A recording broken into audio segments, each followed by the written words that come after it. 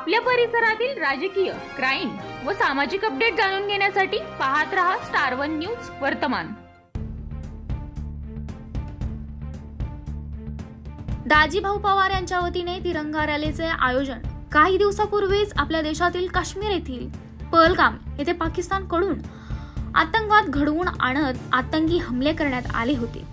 यामध्ये सहलीला गेलेल्या निष्पाप लोकांचे जीव गेले असल्या कारणाने भारताकडून पाकिस्तानला प्रत्युत्तर देत ऑपरेशन सिंदूर आपल्या देशातील जलसेना, थलसेना, वायुसेना यांच्या संयुक्त विद्यमानाने पाकिस्तानला प्रत्युत्तर देत त्यांचे सर्वच शस्त्र निष्फळ ठरवत आणि त्यांच्या आतंकी अड्ड्यांवरतीही हमला करत संपूर्ण भारतवासियांच्या वतीने पाकिस्तानी आतंकवादी यांनी त्यांच्या आईचे पाणी मिश्रित केलेले दूध पाणी मिश्रित करूनच पाकिस्तानला गुडघ्यावर आणले व युद्धामध्ये पाकिस्तानला छटिका दुधाची आठवण करून दिली आणि पाकिस्तानच नव्हे तर संपूर्ण जगाला भारताच्या शक्तीचे जाणीव झाली असून आपल्या देशरक्षकांना अभिवादन करण्यासाठी आमदार पडळकर यांच्या आदेशाने तिरंगा रॅलीचे आयोजन भारतीय जनता पार्टी खानापूर तालुका अध्यक्ष आणि अगस्तीनगरचे लोकनियुक्त सरपंच दाजीभाऊ पवार यांच्या वतीने करण्यात आले होते।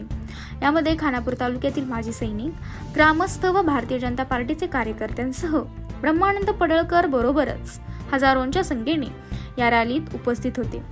प्रतिनिधी कीर्ती नाईक। मी एवढं सांगते की आमचे तालुका अध्यक्ष दाजी पवार यांनी मी चांगले नियोजन केलं। आमचे सभापती पडळकर साहेबांच्या सल्ल्यानं आणि आज आम्ही सैनिकांना लगेच एक मेसेज दिला की बाबांनो खानापूर मध्ये रॅली काढायची आहे। आमची सैनिक संघटना संपूर्ण इथं हजर राहून आम्ही रॅलीला सन्मान दिला।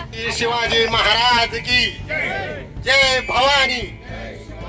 आज आपण जो पहलवानवर हल्ला झाला होता त्या हल्ल्याच्या निषेधार्थ माननीय देशाचे पंतप्रधान नरेंद्र मोदी साहेब यांनी जो अतिरेक्यांच्या हल्ल्याने जे हल्ला करून त्यांचे तळ उद्ध्वस्त केलं आणि भारतीय सेनेनं आपल्या देशाची मान जगात उंचावली, त्या भारतीय सैन्याला प्रोत्साहन देण्यासाठी आणि माननीय नरेंद्र मोदीजी यांना आपण समर्थन देण्यासाठी आज हे रॅलीचं नियोजन महाराष्ट्राचे लोकनेते आमदार माननीय गोपीचंदजी पडळकर साहेब यांच्या आदेशाने माननीय माजी सभापती ब्रह्मानंद पडळकर साहेब यांच्या नेतृत्वात आपण या तिरंगा रॅलीचं आयोजन केलेलं आहे। काल आम्हाला परवादी सूचना मिळाल्यानंतर काल एका दिवसात जेवढं काय शक्य आहे तेवढं तालुक्यातल्या कार्यकर्त्यांनी मेसेज देऊन आज आपण एवढ्या प्रचंड संख्येने त्या रॅलीला उपस्थित राहिला